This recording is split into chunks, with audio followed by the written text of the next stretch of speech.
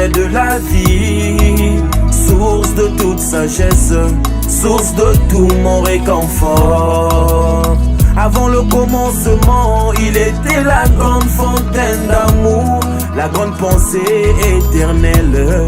Il existait par lui-même, on lui avait des attributs qu'il voulait lui-même manifester.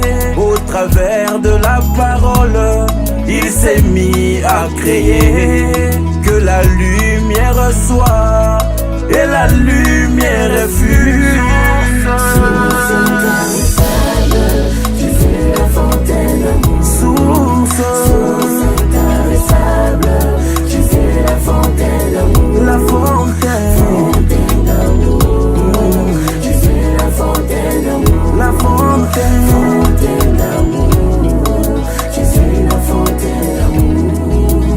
Un jour sur la terre, un homme a dit qu'il est cette fontaine.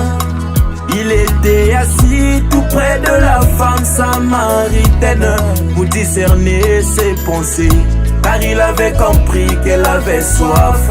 Mais devant lui se trouvait la source qui ne tarit jamais. Voilà pourquoi il lui a dit: si seulement tu peux boire de mon eau, tu n'auras jamais soif. Et l'eau que je te donnerai jaillira jusqu'à la vie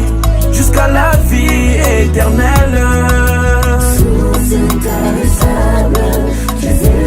Jésus la source intarissable. Il est la fontaine d'amour. Jésus la fontaine d'amour. Jésus la fontaine d'amour.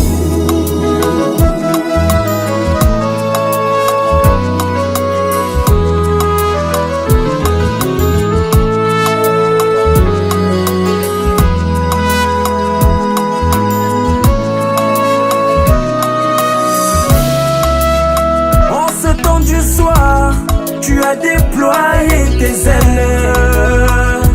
Comme un aigle, tu es descendu dans la basse courte. Comme Abraham, moi j'ai reconnu mon Seigneur. Le même Dieu qui créa les cieux et la terre nous a visités en ce temps de la fin.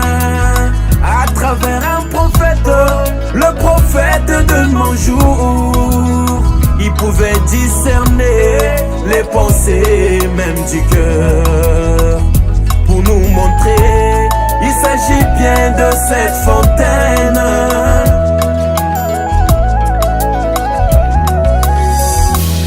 Pourquoi voulez-vous aller ailleurs? Car dans le message il y a une source, source intarissable, source qui ne tarit jamais. L'inépuisable Jésus-Christ, mon sauveur, il est de l'eau de la parole qui jaillit jusqu'à la vie éternelle. Il a prouvé à la Samaritaine, il est plus que le puits de Jacob. Il est la source intarissable, source qui ne tarit jamais. Jésus, la source qui ne tarit jamais. Source intarissable, Jésus la fontaine d'amour. Il est le véritable Dieu, Source intarissable, le Dieu qui donne la vie, Jésus la fontaine d'amour. le créateur des cieux et de la terre, Fontaine d'amour, donateur de tout don Jésus excellent la et fontaine merveilleux. d'amour.